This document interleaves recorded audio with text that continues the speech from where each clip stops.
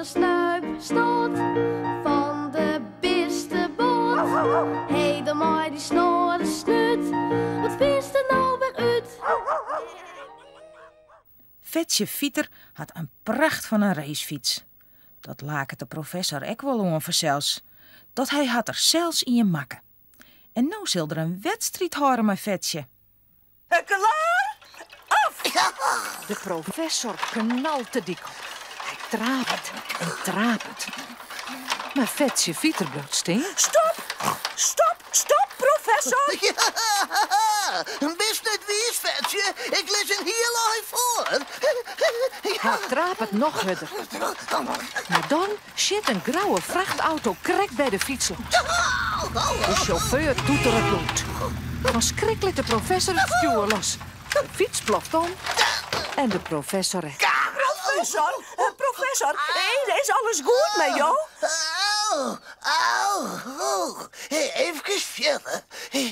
Ja, hier en daar. Ja, alles zit nog vast. Och, die stomme vrachtauto. Nee, stomme professor. Jou fietsen op een auto, Dick. Dat mij hier dan net. Dat is hartstikke gevaarlijk. Een auto, Dick? Hoe kan ik dat nou weten? Daar staat een blauw boord met een witte auto. Op zo'n dik met je wij net komen. Dat is mooi. Dat is mooi. Maar waar moet ik dan fietsen?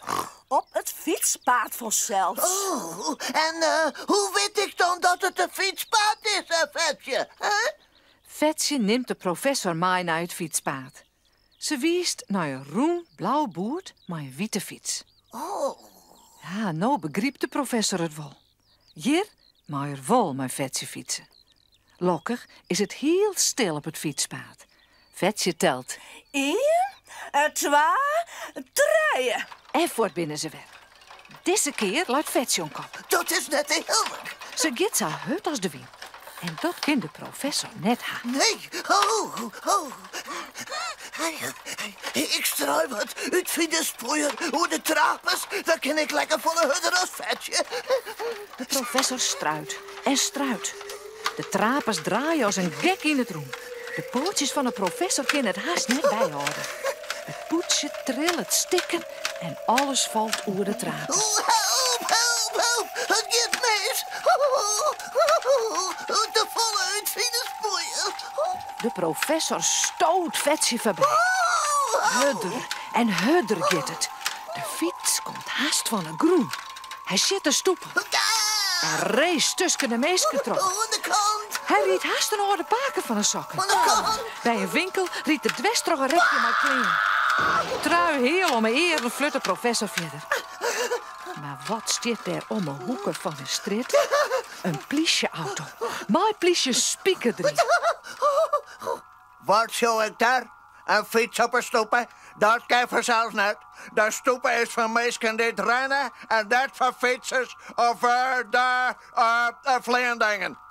Hij docht de sirene om. En riet op het dik achter de professor om. Professor snoort jet de sirene. Oh, please. Wat zullen nou dwaan? De fiets wil net stilstaan. Ineens schucht er een boot. Een boot met een zwembad erop en een grote witte pielk. Daar met er heen. Hij race door de ingang het gasveld op. Rucht op het zwembad aan. En dan doekt er zijn snoek het zwembad in. Het wetter spat heeg omheeg. En valt Del op een pet en het mooie pak van Pliesje Spikker. Een race bij een fiets op een stoppen, hè? Net op een bordje, hè? Een politie weer spotten, hè? Dat willen wel 3 grauwe bekeurings of 3 weken in de cel. Wat is het wetter koud? Ik kon er niet ontwaan. Echt weer net. Ja, wat de volle uitwinnen spoeien broekte. Politie Spikker. Ik zeg het weer net vet van.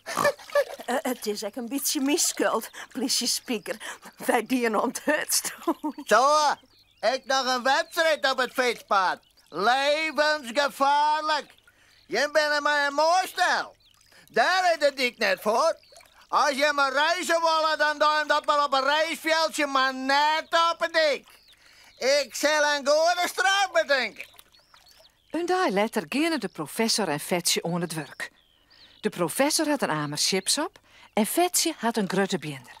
Ze maakten de boorden aan de kant van het dik skimmaatje. Dat is de straf van Plysjespieker. Ze sopje het boord van de autodiek, het boord van het fietspaad, het boord van de stoepen en het grote boord van het zwembad. Maar bij het blauwe boord met een witte P eten ze even een appeltje op.